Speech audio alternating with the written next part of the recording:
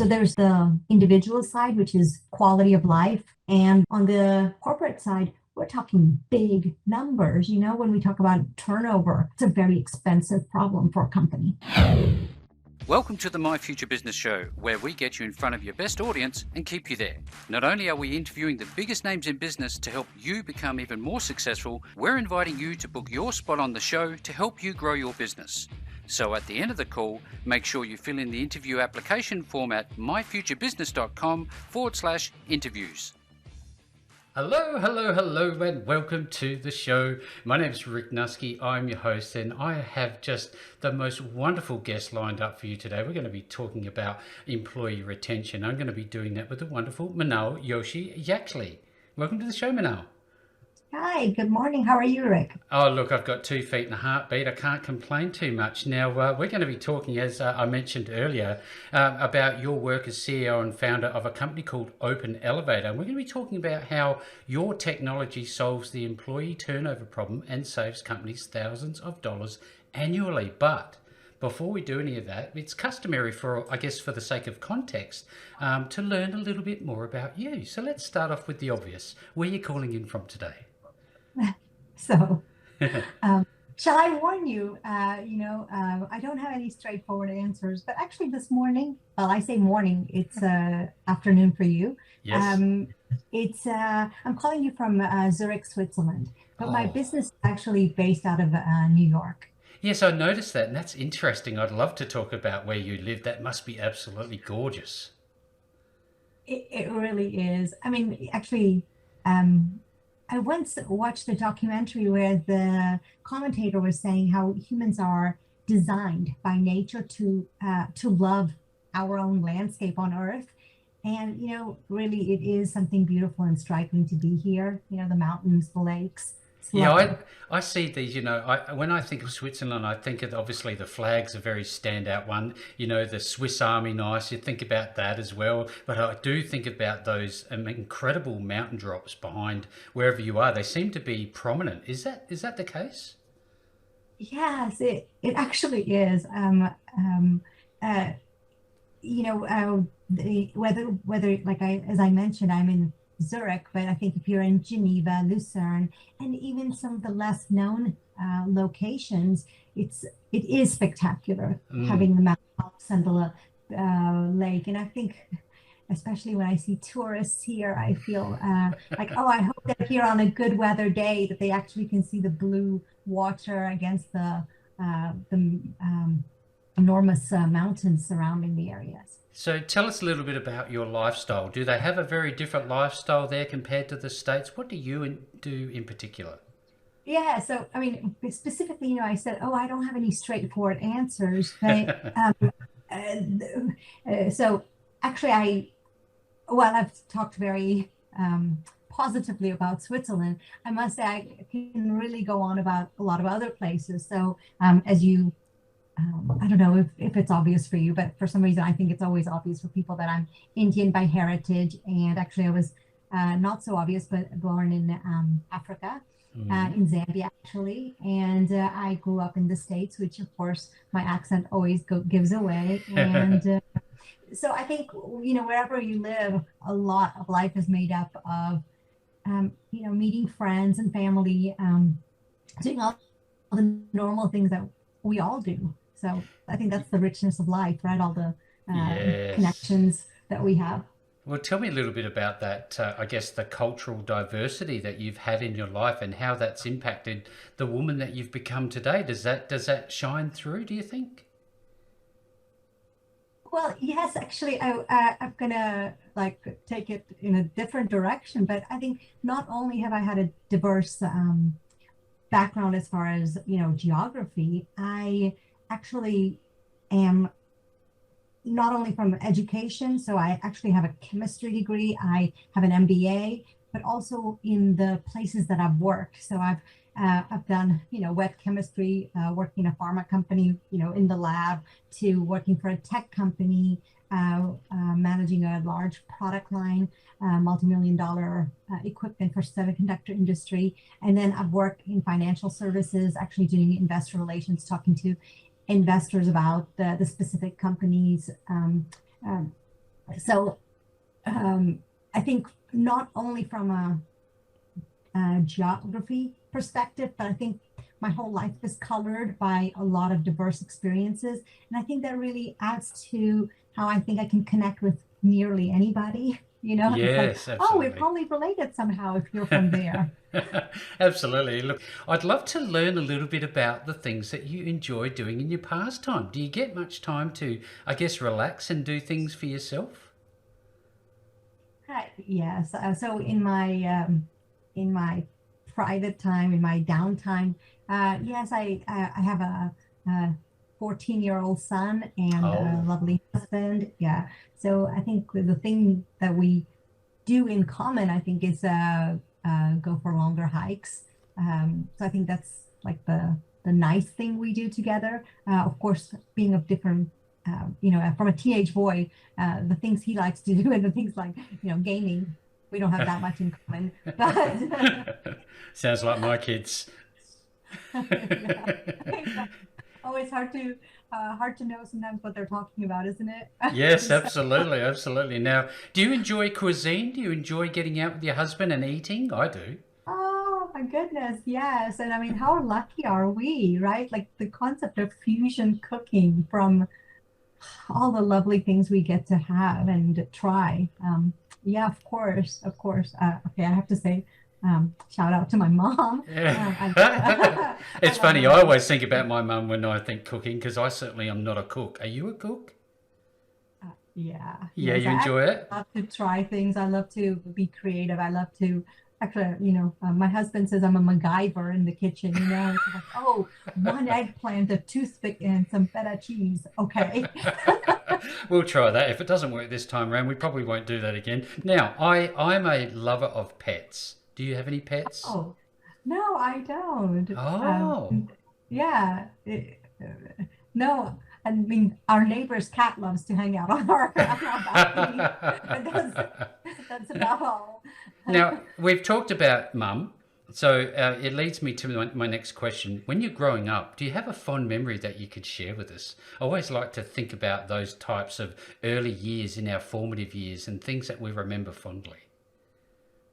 Oh, yeah, it's gonna sound very silly actually when you say that because actually, I don't have something off the cuff, No, no. but it kind of came to my mind when we were in Zambia. So I did. I've been living in the U.S. since I was almost 11 years old. Yeah, But I yeah. had when you think about formative years, to me, I think about when I was even younger than that. So being in Zambia, and we would pile in.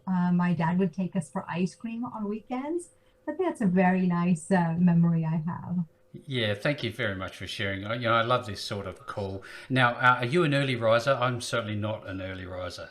Tell us about your day. What's a day look like for you? Um, Yeah. Okay. So, I mean, it's all relatively speaking. We have friends who, when we go on vacation with them, we meet them at breakfast when they're done. But I am a bit of an early riser. Actually, when I was working, now we all kind of roll out of bed post COVID and are already in our home office. But, since the commute. But I think there was a time where I used to get up easily before, like before 5, do a workout, get ready, then get my son out the door, get myself out the door. And now I think, how is that happening? So, And that's quite relevant that we have just touched on that need to travel to work because I think there's a bit of a change in the wings and we're going to talk about that when we talk about the reasons behind all of these things. Now, but before we do that, we have a lot of startup entrepreneurs who have not walked a path yet. They're looking to start out as a business owner and they don't know what they're doing. They're as green as the grass is long. So with that being in mind, what would you say the one thing that brand new business owners should be aware of and try to make a normal part of their day as they go about starting their own business? um, wow, so many things actually. I mean, it's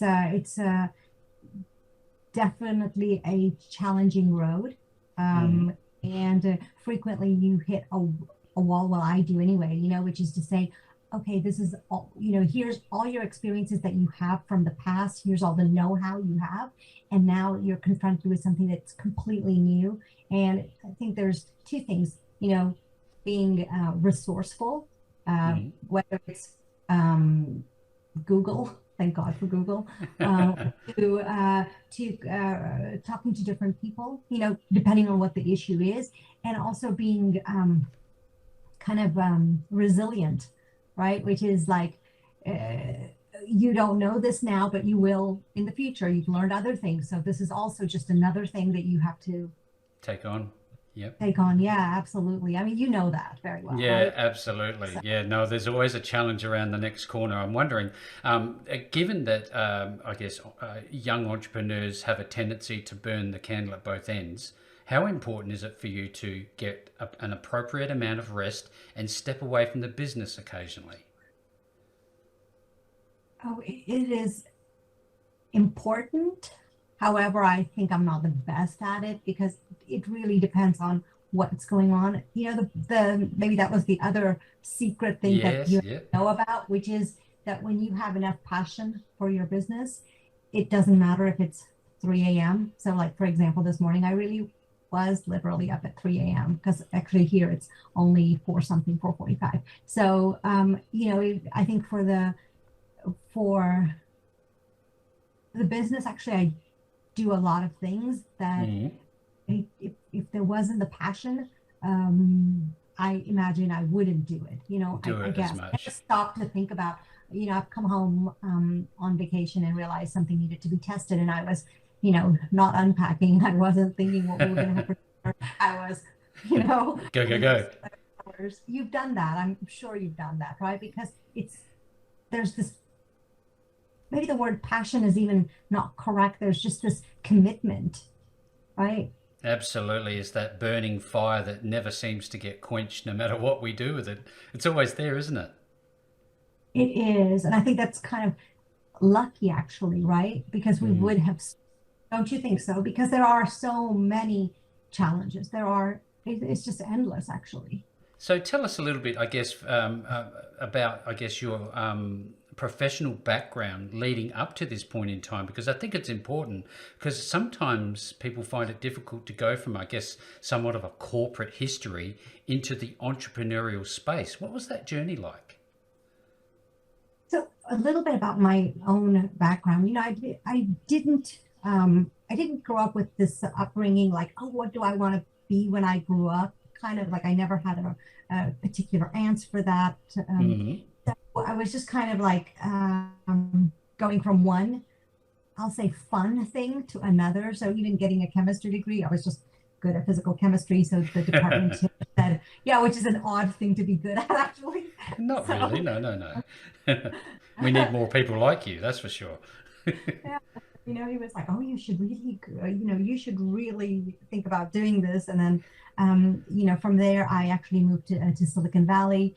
Quite a story there. But so I was working for a I was working for a semiconductor equipment company using my technology background, of course. And I'm, as you've noticed, Rick, I'm very communicative. So it's just like I have like this weird combination of which serves me very well, which is I'm highly analytical and yet very communicative.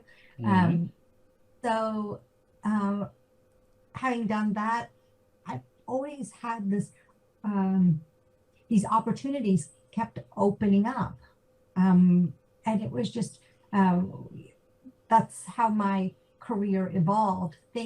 It's kind of like you are walking through a forest and you naturally come upon forks in the road and you say, oh, look, there's the sea, and I'll walk towards that. And then you walking further along and you think, oh, I want to go more into into this lush forest. And that sounds, that was really a wonderful journey that I kept having positive things coming up for me and challenges, right? I mean, for example, when I started doing investor relations for Julius Baer, it was just strange that they asked me, can you do this for a few weeks? Because they had Yes. this major acquisition, and no one in their right mind would have asked someone who had no knowledge of this business and yet it just opportunities kept coming my way.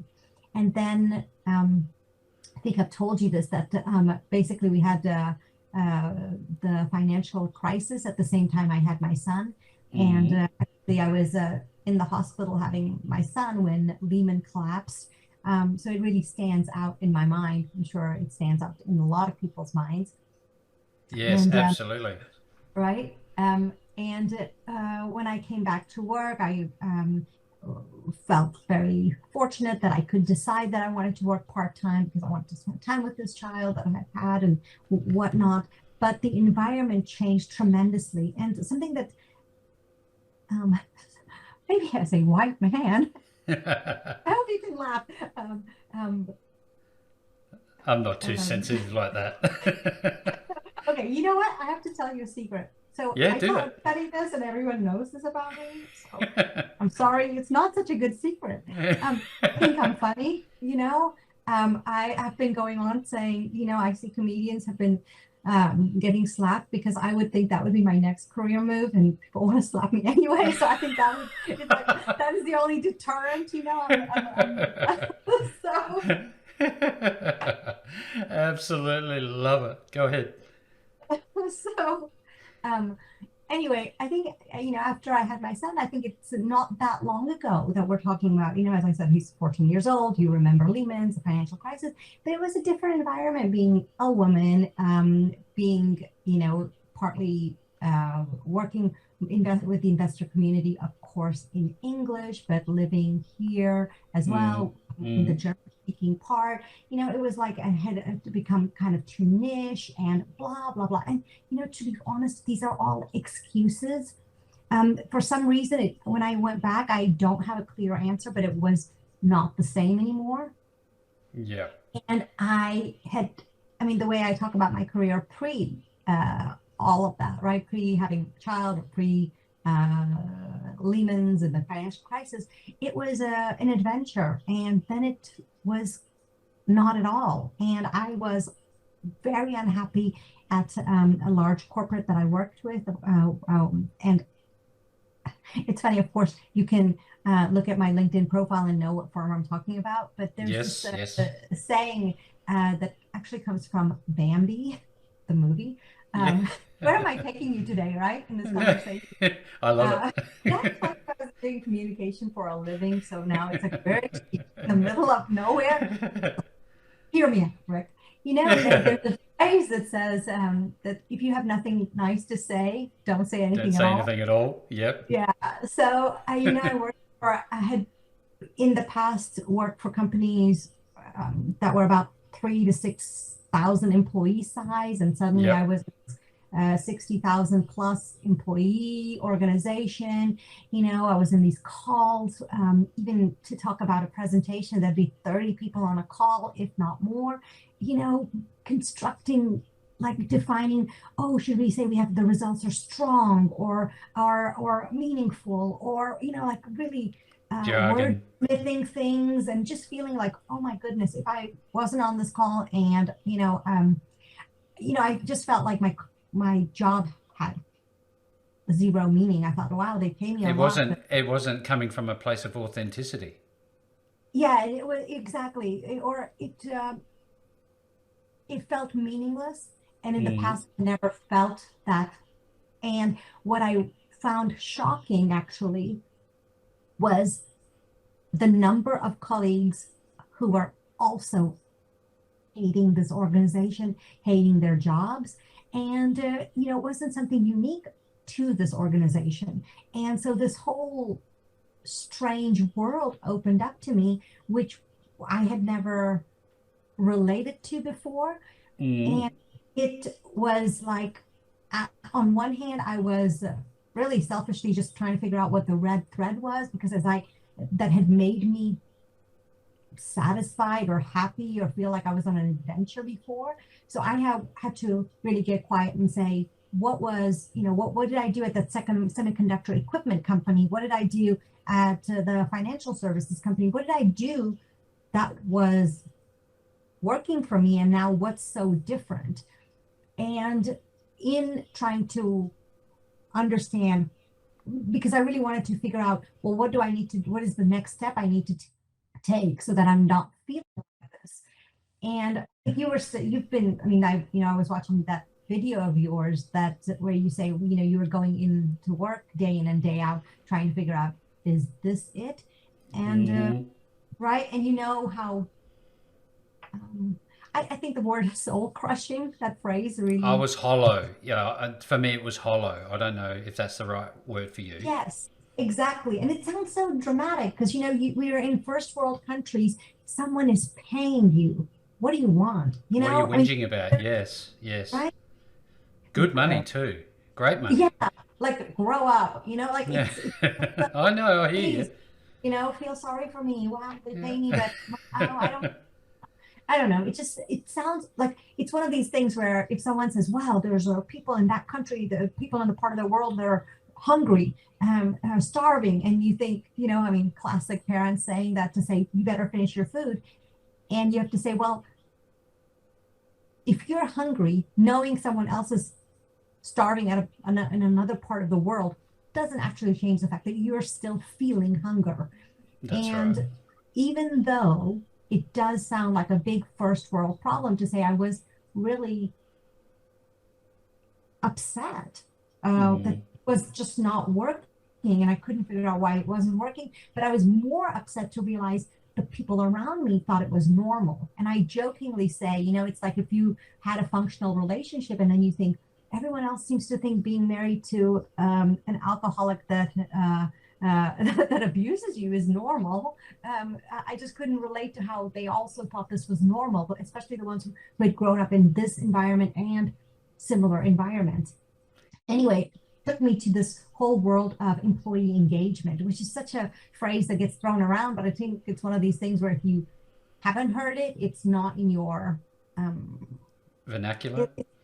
right. And so, I mean, you said you had this HR background, so I mean, employee engagement is just such a I'm buzzword. very, I'm very familiar with the buzzwords. Yeah, and but the thing is, it doesn't serve either side because I mean, there's a lot of manager bashing out there, and I'm not into that at all.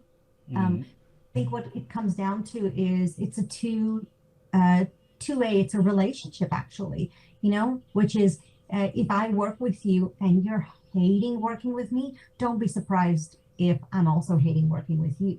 That's Yeah, it's just a important. reciprocal thing, isn't it? Yes, it really, really is so much. So what I did was I just, I said I have this chemistry degree and this MBA focused on finance. So I was an analyst for a short part of my career. So I find it very normal to actually, as much as I talk, we're very quiet and dig deep into a topic. So I just started pulling on that thread to say, well, why is that? What is that coming from? What is it? And it really brought me to really interesting topics. I don't know if, for example, Maslow's, which Yes, is our yes. The fundamental, hierarchy. exactly, and what our needs are, right? Mm. It sounds very theoretical, but it shows up in our lives quite a lot. So the need for safety and security, the need for growth, the need for connection, the need for contribution. These are real, real things um, that that confront a person as they walk through their life.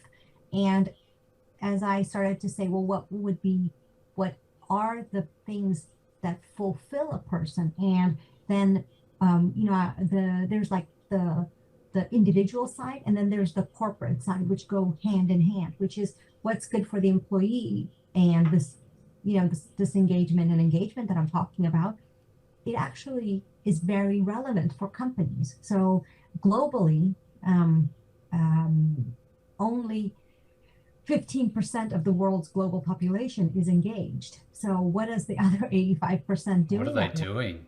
right? And it kind of, I mean, these are all averages, but we all can relate to this, that once you are unhappy with you're at work, it takes about 6 months to find another job. That means your current employer is paying for a disengaged employee who's just coming in and phoning it in. What does that mean for the bottom line of a corporation? And how can employers hire better, get the right person on the bus, and so that people are rowing in the right direction, and that there is productivity. So there's the individual side, which is quality of life. It's all about well-being. And on the corporate side, we're talking big numbers. When we talk about turnover, it's a very expensive problem for a company.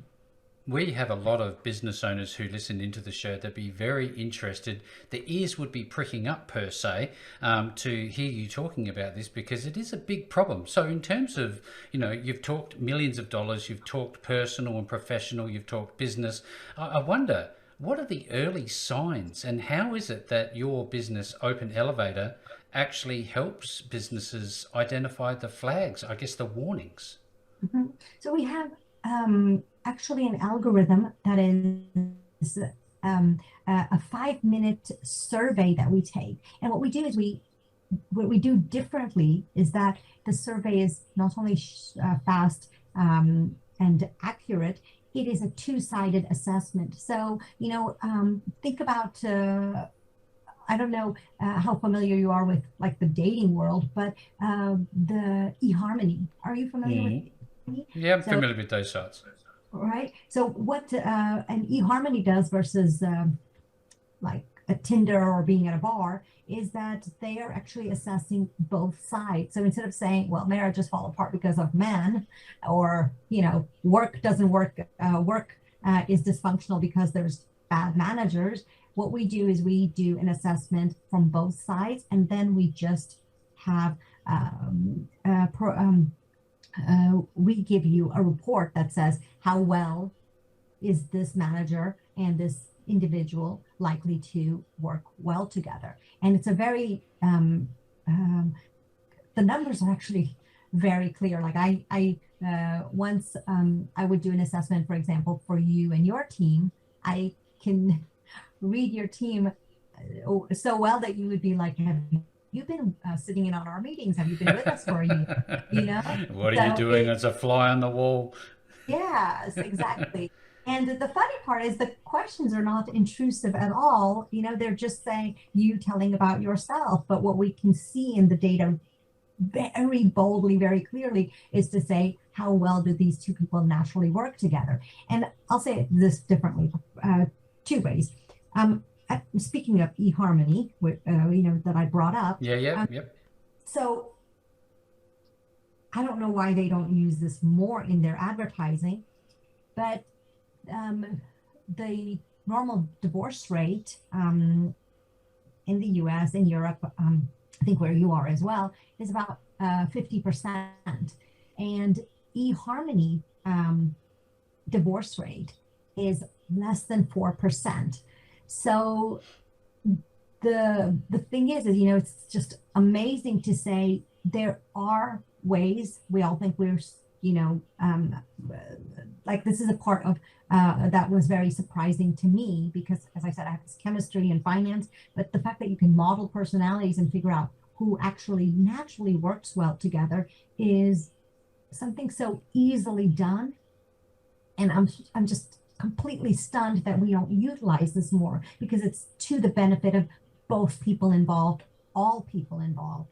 And when I do this assessment with teams that are sitting in global locations, I've had managers say, oh, well, those two, they both are sitting in Poland, so I just thought that they must be working well together. And I do these conference calls, and everybody looks like that everything's fine. And now I see why things aren't moving forward and things aren't getting done. Because, even when it comes to your best friend, so with your best friend, you might have a lot of experiences as far as, you might have done things, sports, and I don't know, gone through different times in your life. But working with somebody is a very different relationship. And, it's about having this trust that the other person's going to deliver in line with what you have in mind? In addition, how does it look, um, how does it reflect on you when that person does or does not deliver? How well, how smooth is the communication? It's all of these things that it's very hard to change another person to come over to do things your way, you know?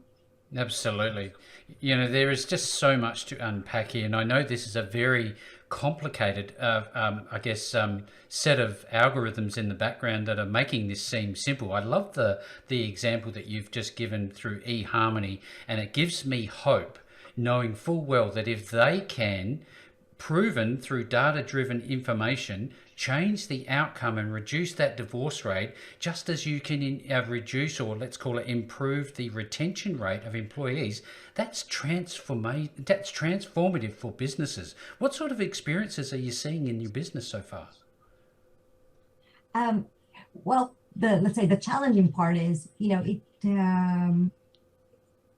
I think it's difficult for people to say, wow, you're going to do an assessment also on me. What are you going to know? And I think, well, we're not going to know anything dangerous. We're just going to know who you work well with in your team and who natural fit. It's not something you All even relevant know. stuff. Yes, exactly. It's not, I'm not going to find out, wow, you do this, anything wild in your free time or, nothing. Whatever. It's just about this collaboration, that we can know. The other thing that we are able to say is the organization and the individual aligned as far as the values? So, on one side, I said we give you the data on who works well together. So we did this assessment where we know each individual, how well they work with another individual. Just what is a natural collaboration looks like. And that is, every organization, they, especially bigger ones, try to deliver everything. They say, oh, we're going to try to give you growth, and we're going to try to give you connection. We're trying to give you, every meaningful work and whatnot. And, that's a pretty difficult to deliver on all of the different parameters. I mean, if I have someone, my accountant, his part of the job is not that exciting. I cannot keep giving him innovative things to do. No, there's only so much, isn't there? Right. Yep. So what we do is we say, okay, we all have our personalities and we also have our values. So, for example, you asked about, work-life balance. I mean, that's definitely, part of what you value. And maybe there's different times in your life where you say, oh, I need more of that. For example, when I said I started to work part-time when my son was first born because I wanted to have a bit more time yes. with him, right? So it's like a different stages, for example, a lot of it's very, I'm exaggerating, but of course, you can imagine that most kids who are now graduating from university, when they come to the workforce, they do want opportunity and their need for growth is very strong, right? They're not going to be the ones who say, wow, I'd like to work part-time, probably, right? They're going to be like, I'm ready to, put gas into this thing and move forward in my career. So, different you value different things, and as an organization it's not possible to offer someone everything, but if you're really missing a few things, we can help you figure out what is it that you can do to retain employees who are big red flags with one foot out the door. What can you do? What are the tangible actions? I think sometimes people would laugh at me and say, well, I know they just want to get paid more, and you know what, you would be surprised. That's not the number one. Money's not everything, is no. it? No. I heard there was a study that once you exceed a certain threshold of income, it doesn't actually contribute to your satisfaction levels. Would that be true? Absolutely. And here's the other thing, Rick. Let's say, like in financial services, for example, you get your bonus in the first quarter. Well, it's hard to remember that by, I don't know, summer, and it's by, in October. If you really hate your organization, actually, Yep.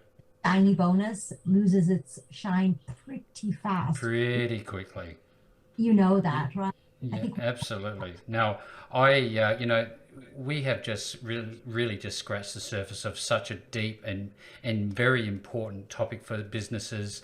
And I think what I noticed also is that this really helps in times of market contraction as well. It's not only harder to find great people, it's another thing to be aware of what's going on with them and what they need and how their value sets are changing, all of the things we've talked about. Now, what type of businesses do you work with? Is this a global thing? And who would you like to see have a look at Open Elevator? Um, I mean, as an entrepreneur, it's hard to say. I don't want to like, yes, yes, we do everything everywhere. But no, I must say, most of our client base is actually focused in the U.S. Mm. Partly because, as I said, the business is actually based out of New York. I go to the U.S. more. I've been, I grew up in Georgia. My parents are in Atlanta. I lived in San Jose, California. So Mm-hmm. it's a more natural fit for the network I have and the people I know. And of course, but being in Europe, it's not that, this is a um, global problem. And Yep. also when it comes to industry, so, we've worked with, of course, financial services, again, because of my natural fit, but technology, IT, also healthcare, especially in this last couple of years with COVID, Oh yeah. healthcare workers were so On the edge, weren't overwhelmed. they? Yeah, very overwhelmed. To say the least. Yes, exactly. And just to have that churn, employers, I mean, they feel the pain of people coming in and you kind of almost train them. You kind of got to schedule, organize, and I'm talking about healthcare workers with their, hospitals or in elderly homes and whatnot. You need staff more or less around the clock, and you feel like, Yep. okay, I've got this quarter figured out, and then you have someone leaving. And a lot of times what I see is also that, the more people are leaving, the more people are leaving in the organization. Yep. It's like the Yep. ones who are left behind are like, oh, okay, so I have to pick up the slack for that other person, and this is just getting worse. And so it is what we always do, what we've always intended to do, what we're gonna keep doing is we're gonna keep the whole, the science part of it Yep. um, on the down low, only because what we're trying to offer is that here's what you need to do. Here's, we can give you a reason why, but here's what you need to do. Here are the people who are looking to leave. Here's what you can do. Here's a good fit that's going to work smoother. So we just really try to shine the light on the unknown. And then all the Companies. important, the risk, I guess, the risky areas of business that need attention. That's very, very apparent to me. Now, how do you meet a new client where they are in their business now? What's the, I guess, the onboarding relationship forging component to open an elevator with a new client? What's that process?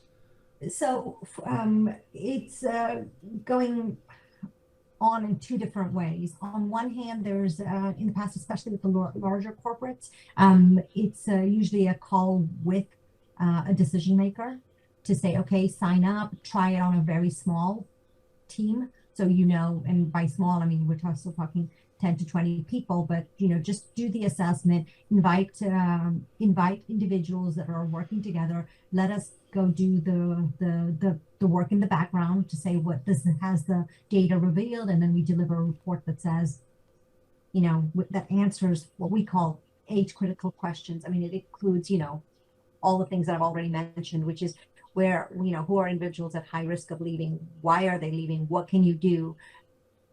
And what can you do? It's A, what can you do for this individual? But B, what is that whole team um, needing?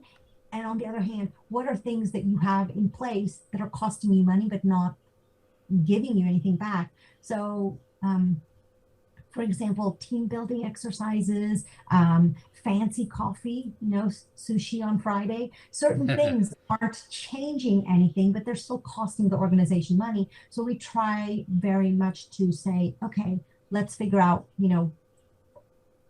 what moves the needle.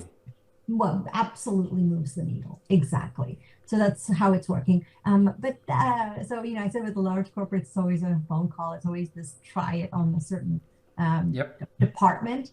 And for actually smaller organizations, they're just so much more agile.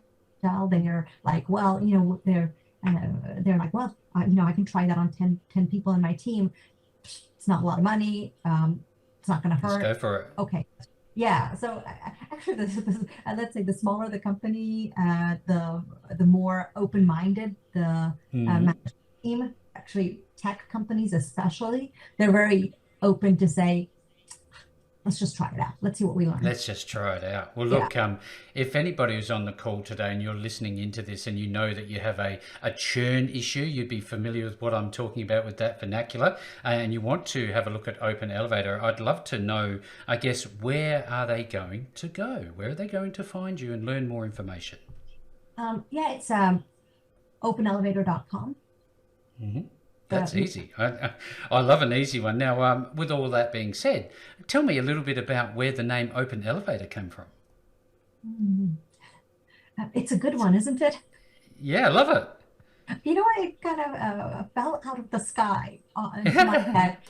I think also because so much of the business has worked in that way. There's been moments where it's, oh, okay, we've got this part figured out. Well, why does it work like this? So I mean, even when it comes to my favorite part, the actual algorithm and the science, the science behind it, I'm sorry, Rick, this isn't going to impress you. It doesn't impress anyone else, but I have to say, once the algorithm was already, we were already testing it on anyone and everyone that we could find, friends and family, and I read this statement from Gallup, who has decades of research. Gallup is doing a lot of work on the site, and they had this sentence that said, employees are more engaged when their basic human needs are met. And I was like, wow, see, that's what we figured out. Now, we engineered it starting from blank paper and reading and whatnot, but that's amazing. And the terrible part is I feel like, wow, they know that or they write that, but they still don't do anything with it. Well, look, I'm very excited because I know we've come to the point, Minal, where people are on this call who are decision makers, those who are in HR, in the hot seat, as it were, to make these decisions, to reach out to people like yourself who are doing incredible things because of your knowledge. That is a real credit to you. And if you are on this call today, and I'm looking at you, the listener, the audience, make sure you reach out to Minal and her wonderful team at openelevator.com. That link's going to be below this call. No matter where you see the post, you are certainly going to be able to reach out to the organization to see how you can improve your employee retention rates. And you know what, with all that being said, Minal, what a great call. Thank you so very much. You are a leading light in this space. Keep up the great work, and thank you for joining me on the show. Yeah, thank you very much for your time, Rick. Really, I appreciate it very much. Thanks for joining us today. If you enjoyed the call, then make sure to subscribe, leave a comment, share us with your friends, and book your spot on the show at myfuturebusiness.com/interviews. And if you're looking for solutions that will help grow your business, then visit myfuturebusiness.com/shop.